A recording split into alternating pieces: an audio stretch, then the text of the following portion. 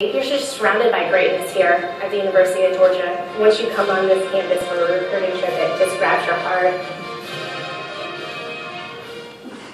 Karin was a natural-born leader, lover, worker, caretaker. She was just a wonderful human being and still is.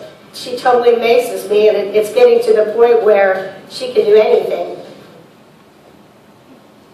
It wasn't like Karin Lichey was made for gymnastics. It's like gymnastics was developed for her. She had talent, she had grace, poise, style. She would do anything in the world to win.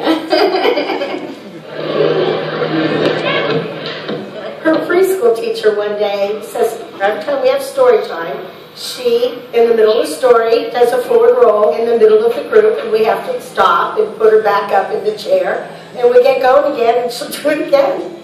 And then you started hearing Karin Lichey, second, Karin Lichey, all around, first.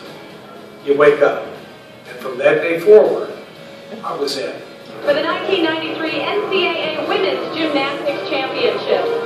I remember watching, I think it was 93 Nationals on TV, and I see Suzanne, and I see her, the team, is like a pre-meet interview, and I see her at a restaurant with the team, and she's kind of going around to each person, and she's eating off their plate. I'm like, oh my gosh, I'm never going to go to that school because I don't like them eating off my plate.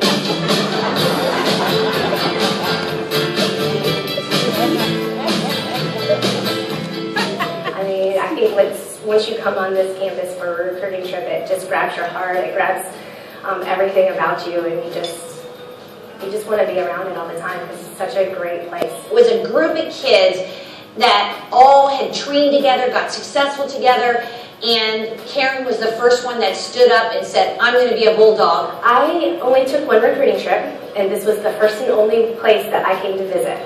She went to visit Georgia, and that's all she wrote. She said, I'm going to that school. And when I picked her up that Sunday night from the airport, she says, Dad, I'm calling tomorrow. I'm done. Come to Georgia. I mean, you wanted to go to Georgia because they won. They won national championships, and you wanted to be a part of that. And that's what I saw in my sister. It was by far our strongest recruiting class ever in the history of collegiate gymnastics, and it got started because of Karin's commitment.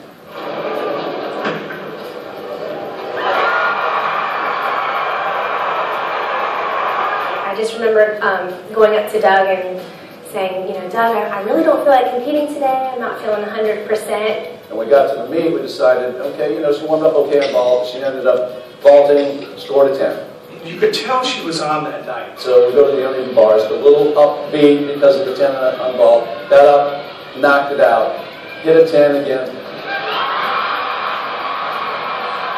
So we're going to the balance beam next. She got up, nailed every skill and her dismount. And we're like, 3 10s, another 10 came up, 3 10s. We're like, unbelievable. When the judges flashed up that third 10, I think everyone was shocked. I mean, the fans, my teammates. Then I started thinking, has this ever been done before? I remember going into the bathroom and just looking at myself in the mirror. I just took a deep breath and said, let's go do this. And she knocked it out, hit every landing, stuck every tumbling pass, and boom! 40. It was unbelievable. And when she finished her routine, I've never seen Stadium Coliseum any louder or any more excited.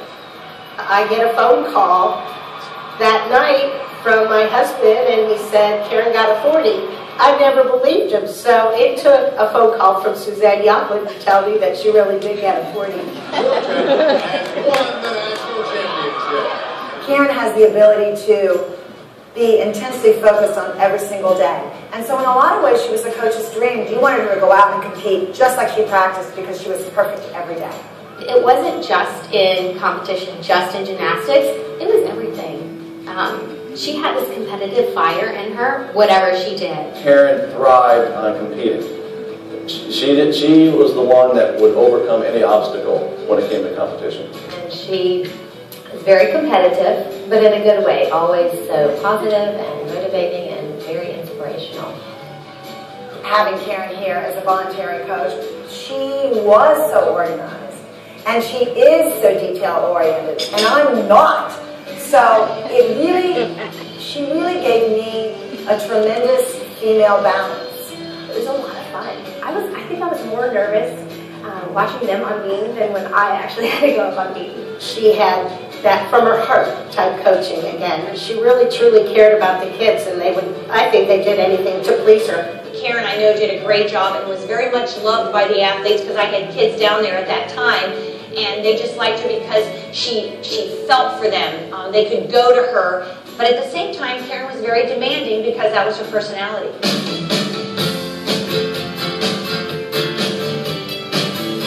I mean, who gets inducted with 53 legends of the University of Georgia? I mean, it's like the cream of the crop, the best of the best. Everything was about pleasing the crowd, pleasing her family, pleasing her club coach Mary Lee, pleasing me. I mean, she wanted to deliver for others. It was one of my first trips down here after I had brought her down initially as a freshman. And she took me through the Butts-Mehre building. And as we were going through Butts-Mehre, she said, "Look up, Dad." And in a rotunda is where all of the names are. And she said, "I'll be there one day."